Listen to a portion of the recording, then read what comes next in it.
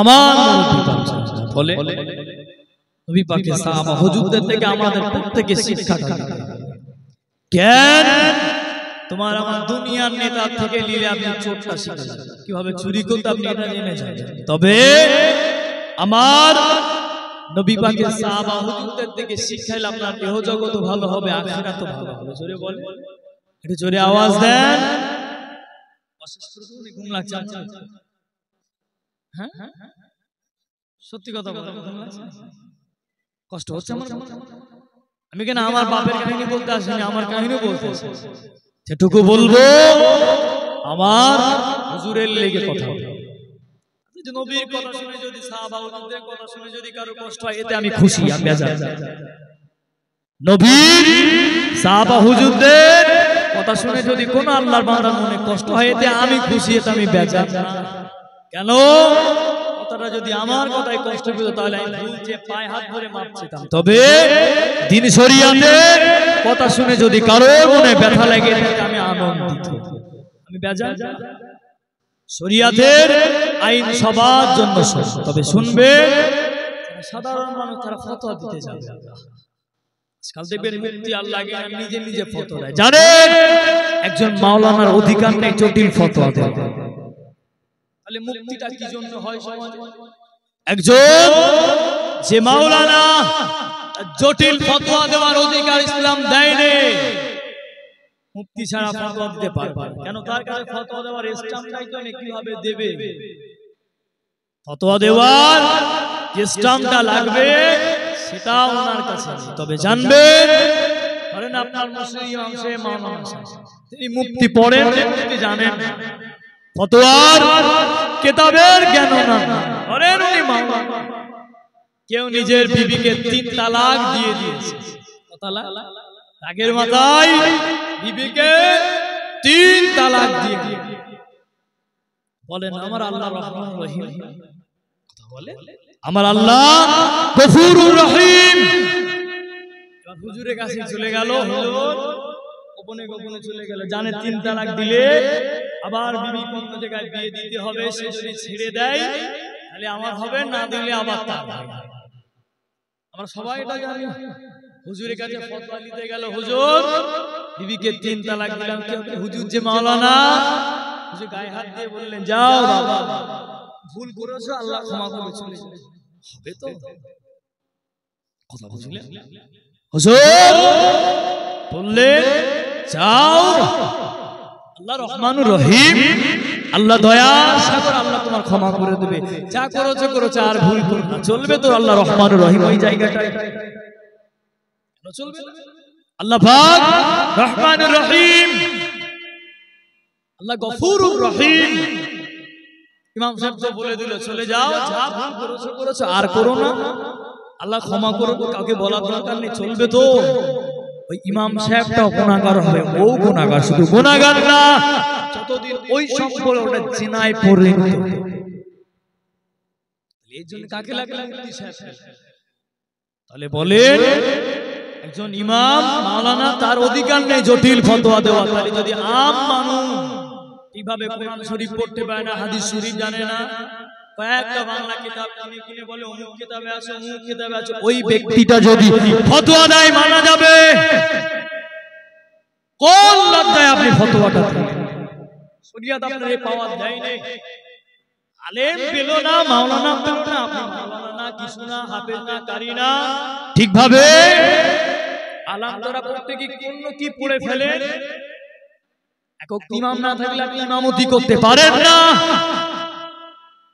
বুঝলেন যদি এমন কেউ কথাবার্তা বলে বুঝে রাখবেন এই ব্যক্তি ইসলামের জন্য ক্ষতিকর ব্যক্তিটা দ্বীনের জন্য ক্ষতিকর মাওলানার অধিকার নেই ফতোয়া দেওয়া আপনি আমি সাধারণ মানুষ যারা এনাদের অধিকার কে দিয়েছে উত্তরটা এটা হবে যারা আলেম ওলামা তারা ভালো জানে আমরা জানি নিজেদের ক্লিয়ার হয়ে যায় খবরদার নিজে নিজে দেখে শরীয়তের কথা বলতে চাও যদি আপনার ওই ভুল কথায় যদি কেউ আমলটা করে ও নেকি পাবে কিন্তু ওর ওই নেকিটা যে গুনাহটা ওই গুনাহটা আপনি পেয়েছেন যতদিন ওই আমলটা জারি থাকবে কথা বুঝলেন জিকির অনেক মসজিদে বৃহস্পতিবারে জিকির হয়, মাসে একবার জিকির হয়। বলে জিকির করে করে যদি আল্লাহ ওয়ালা হওয়া যায়, আমার মনে হয় ফকিরগুলো আগে আল্লাহর ওলি হয়েছে। জিকির করে করে যদি আল্লাহ ওয়ালা হওয়া যায়, আমার মনে হয় গ্রামে যে ভিক্ষে করে কতবার যে আল্লাহ আল্লাহ বলে, ঠিক তাদেরকে ছোট করলাম বোঝানোর জন্য। ফকির যে বাড়ির মা কিছু দাও, হ্যাঁ আল্লাহ তাআলা ভালো করে যে কথাই বলবে, যে কথাই বলবে আল্লাহ। আপনি আমি কতবার আল্লাহ আল্লাহ ডাকি, তার চেয়ে ফকিররা মনে বেশি উপরে যাবেন। মানে জিকির অটোমেটিক জিকির করে করে যদি অর্জন করা যেত আল্লাহ ওয়ালা পরেজগার সুফি, ফকিরগুলো মনে আগে হতো। তবে জিকিরটা যদি জিকিরের মতো দরকার, তোমার নামাজটা নামাজের মতো দরকার, তোমার রোজাটা রোজার মতো, বুঝে না? সমস্ত ইবাদতে আল্লাহ পাক ছাড় দিয়ে দিলেন, তবে নামাজে কিন্তু রোজা টাকা নাই, শরীর খারাপ, ওষুধ খেতেই হবে, রোজা মাফ। টাকা নেই, যাকাতটা মাফ। টাকা নেই, হজটা মাফ। আমাকে একটা দলিল পেশ করে যে হুজুর এই কারণে নামাজ মাফ, মহিলাদের ক্ষেত্রে আপনার জায়গাটা বাদ দিলাম, আমাদের দিকে আসে। একটা দেখেন, একটা দলিল দেখান কোরআন শরীফ থেকে, হাদিস সাথে যুক্তি দিয়েও বলেন যে এই জন্য নামাজটা মাফ। পারবে বলে মনে হয় কিয়ামত পর্যন্ত আসবে না। সব ইবাদতে ছাড়া নামাজে কিন্তু ছাড় দেয়নি। সেই নামাজ থেকে আমরা প্রত্যেকে বলে ভাই রহমতটা কিভাবে হবে?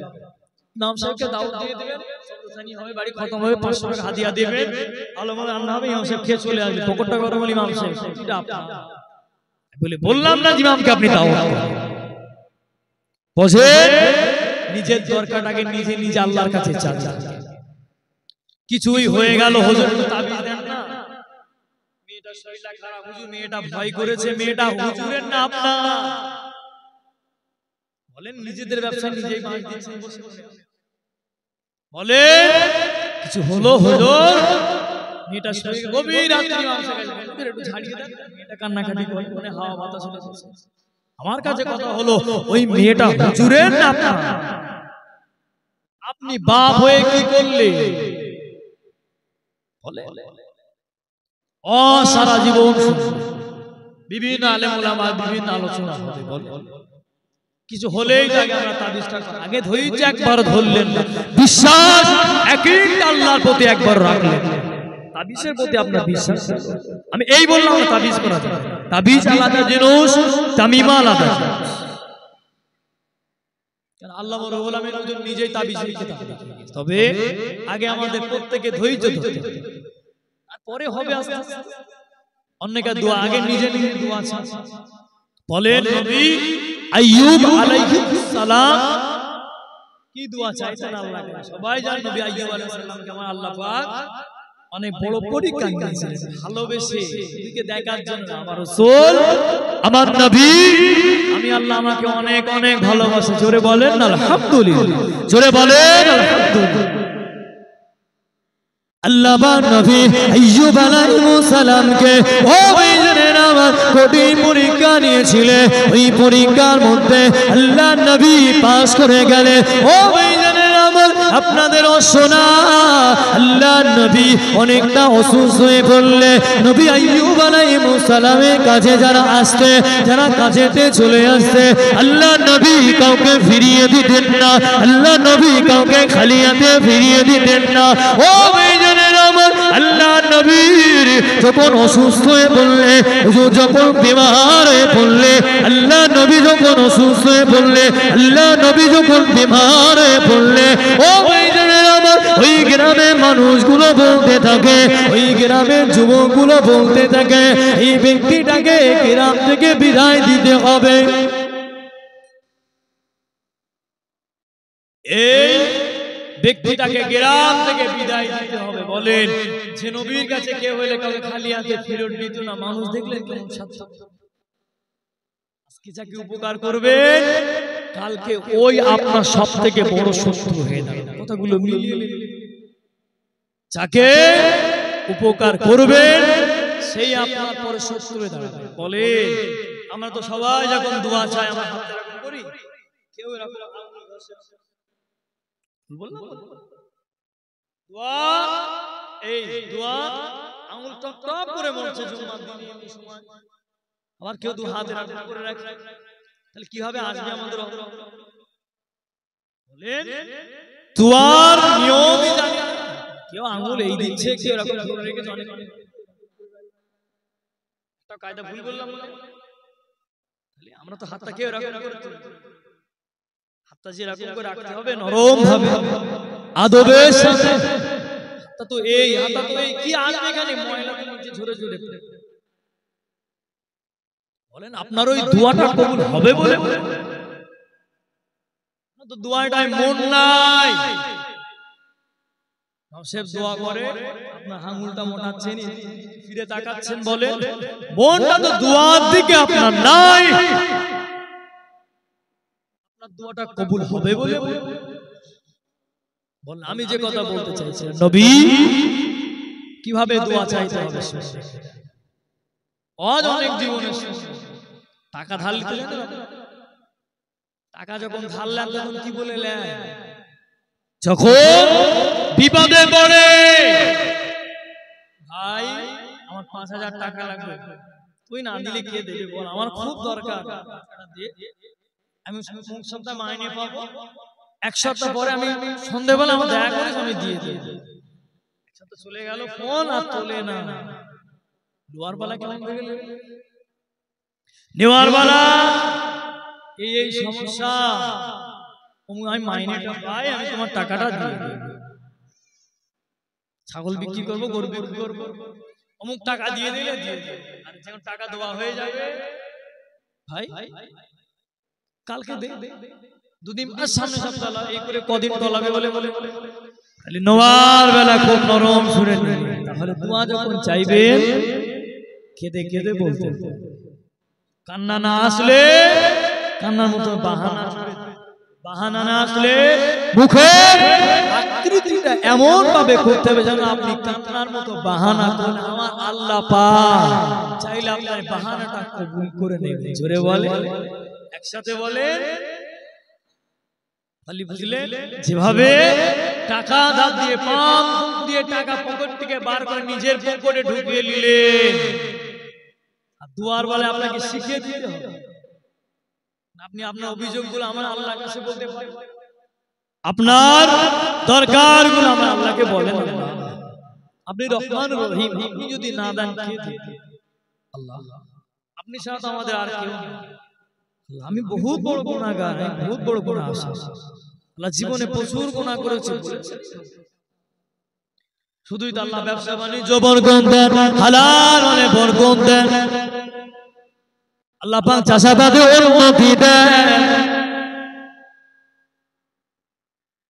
দোয়া করলে খুশি আল্লাহ, চাষা হুজুর ছেলেটা ব্যবসা করে একটু দোয়া করে, নিজের গুনাহ ভর্তি রয়েছে, গুনাহটা মাফ হলো না, দোয়াটা কবুল হবে কি করে? সে যদি বলে আল্লাহ পাক আমার চাচা জান বাড়িতে দাওয়াত করলে, আল্লাহ পাক চাচার বাড়িতে রহমতটা ফিরিয়ে দেন, হালাল ব্যবসা উন্নতি দেন, হালাল মানে বরকত দেন, আল্লাহ বাড়ি মহিলাদেরকে সুস্থ রেখে দেন, নাতিদেরকে সুস্থ রেখে দেন। মনে ভুল বুঝেছে বলে গুনার কথা স্মরণ করলো, এমন দোয়া করলে ইমাম সাহেব ভালো পাবে, বাড়িওয়ালা ভালো খুশি, ইমাম সাহেব ভালো পাবে, বাড়িওয়ালাটাও খুশি। দোয়াটা তো আমাদের নিয়ে হয়েছে, নীতিতে মজবুত হবে, মনটাকে ঠিক, মন ঠিক তো সব ঠিক, মন খারাপ তো সব খারাপ। বলে নবী আইয়ুব আলাইহিস সালাম এই রোগের মধ্যে যখন চলে গেলেন, গ্রাম থেকে মানুষ বার করে দিল, জঙ্গলের ভিতরে চলে গেলেন। আল্লাহ পাকে নবী আল্লাহ নবী হযরত আইয়ুব আলাইহিস সালাম ও ভাইজানেরা আমার আল্লাহ নবী একদিনও দোয়া করতে করতে বললেন না, একদিনও হাত তুলে তুলে বললেন না ও রব্বি আল্লাহ আপনি আমার শরীরটাকে সুস্থ করে দেন, আপনি আমার শরীরটাকে সুস্থ করে দেন আল্লাহ পাক। আমি নবী আমার বড্ড কষ্ট হয়, আমি নবী আমার বড্ড কষ্ট হয়। ও ভাইজানেরা আমার আল্লাহ নবী এই কথাটা বললেন না, আল্লাহ নবী এই কথাটা বললেন না। নবী আমার কি বললে, নবী আমার বললে ও রব্বি আল্লাহ পাক আমি নবী আমার বড় কষ্ট হয় না আল্লাহ পাক, আপনি যে হালাতে রেখেছেন এই হালাতে আমি আপনার নবী এতেই খুশি। আল্লাহ কখন দোয়া চাইলেন আবার হাতটা তুললেন, নবী আমার গায়ে থেকে গোশতগুলো ঝরে ঝরে পড়ে যাচ্ছে। তারপরেও বললেন আল্লাহ আমাকে সুস্থ বলেন। যে বান্দা আল্লাহর হয়ে যায় আল্লাহ আর হয়ে যায়। নেককার বান্দা যদি দোয়া করে কবুল হবে কি হবে? পীর গৌস কুতুব যদি দোয়া করে আমাদের জন্য কবুল হবে কি হবে? আর নবী যদি দোয়া করে তোমার আল্লাহ কি কবুল করতে? ইনাদের তরিকা অনেক নিচে, নবীর মাকাম অনেক উঁচুই। তুমি যদি দোয়া করে করে বলবেন আল্লাহ আপনি আমাকে সুস্থ করে দেন, আমার আল্লাহ দিতেন। আল্লাহ নবীর কথা শুনতেন, তিনি বললেন কি বললেন? আল্লাহ পাক আমি নবী আমার কষ্ট হয় না, আমি নবী আমার ব্যথা হয় না। ও রব্বি আল্লাহ পাক আপনি আমাকে যে হালাতে রেখেছে ওই হালাতে খুশি।